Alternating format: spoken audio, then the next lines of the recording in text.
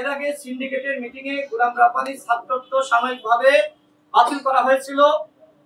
গতকাল গোলাম রাব্বানীর এমফিল এর ছাত্রত্ব চূড়ান্তভাবে বাতিল করা হয়েছে।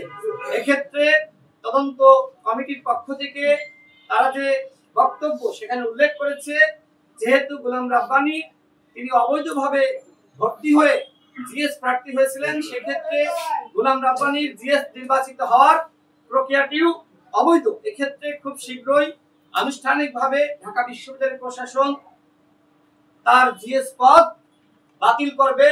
এবং আমি সেখানে উল্লেখ করেছিলাম যে আমরা যারা ভুক্তভোগী, আমাদের ক্ষেত্রে ন্যায় বিচার নিশ্চিত করতে হবে। তো সেক্ষেত্রে আমরা ইনশাআল্লাহ ন্যায় বিচার পেতে যাচ্ছি। দীর্ঘ 7 বছর ধরে বিষয়টি নিয়ে আমরা লড়াই করেছি। এই লড়াইয়ে আমরা বিজয়ী হচ্ছি। আপনাদের এই বিষয়টি আমি অবহিত করলাম যে ছাত্রলীগের সাবেক সাধারণ সম্পাদক গোলাম রাব্বানীর ছাত্রত্ব বাতিল হয়েছে, তার ডাকসু পদও খুব দ্রুত সময়ের মধ্যে বাতিল হবে।